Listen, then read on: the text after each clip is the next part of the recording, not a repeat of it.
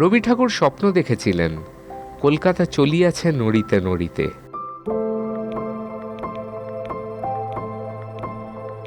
কলকাতার ট্রাম সম্বন্ধে এমনটাই মন্তব্য করেছিলেন বিশ্বকবি রবীন্দ্রনাথ ঠাকুর।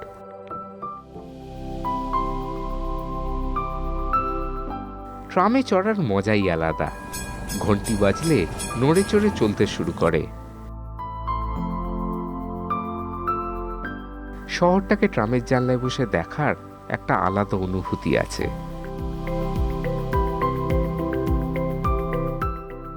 ধীর গতিতে সরে যায় পথঘাট, দোকান।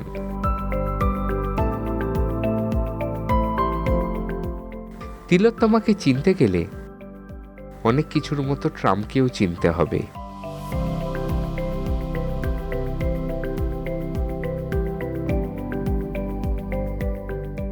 উপনিবেশিক শাসনের সময় থেকে আজ পর্যন্ত পৃথিবীতে কেবল কলকাতা আর মেলবোর্ন শহরেই কোনো বিরতি ছাড়াই একটানা চলেছে ট্রাম। ইতিহাস বলে 1873 সালে এশিয়ার প্রাচীনতম এবং ভারতের প্রথম ট্রাম পরিষেবা চালু হয়েছিল এই শহরের বুকে। নাম ছিল দ্য ক্যালকাটা ট্রাম কোম্পানি।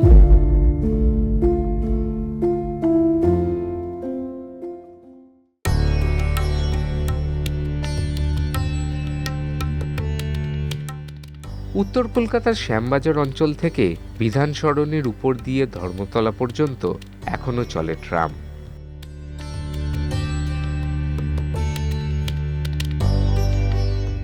সময়ের সাথে সাথে ভারতের অন্যান্য শহরগুলি থেকে ট্রাম যখন উবে যায়, তখন কেবল ট্রাম টিকে থাকে কলকাতায়।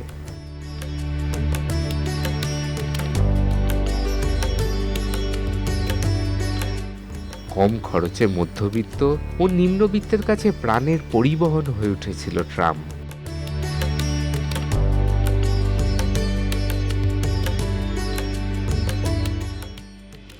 একদা কলকাতার সিগনেচার টিউন ছিল দু কামরা ট্রামের ঘর ঘর শব্দ আর টুমটুম ঘণ্টার ধ্বনি।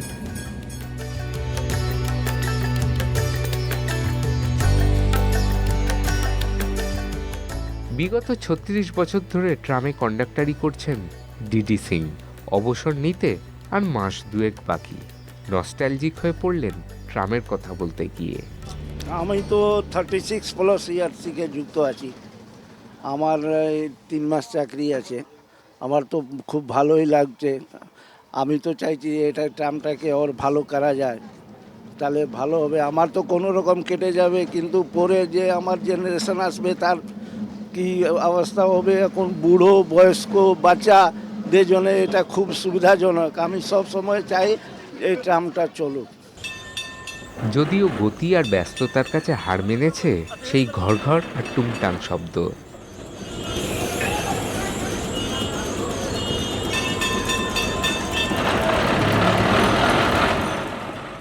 শেঠ বসাক সাবর্ণদের শহরে সর্বক্ষণ বাইক, মেট্রো, অটো আর ক্যাবের ভিড়।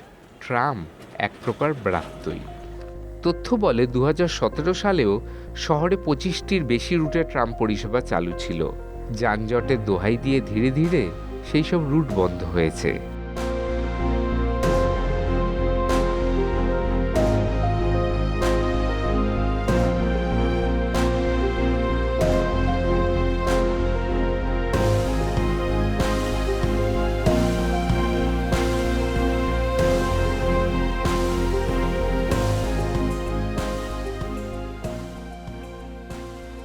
এই মুহূর্তে কলকাতায় মাত্র 2টি রুটে ট্রাম চলাচল করছে, আর টিকিট ভাড়া শুনলে হাসবেন, মাত্র 6 টাকা আর 7 টাকা। গরিব লোকের জন্য ট্রাম খুব ভালো। গরিব মানুষে যাবে, বাচ্চা যাবে, বয়স্ক লোক যাবে, তারপর হ্যান্ডিক্যাপ জন্য মানে খুব সুবিধাজনক। ট্রামের টিকিট তখন 6 টাকা 7 টাকা। 2026 সালের 24শে ফেব্রুয়ারিতেই ট্রামের 153 বছর পূরণ হবে। ট্রাম নিয়ে অল্প বয়সী যাত্রীদেরও উৎসাহ আছে, কারণ ট্রামে চেপে কলেজ স্ট্রিট কিংবা ময়দানের সফর ভোলা যায় না।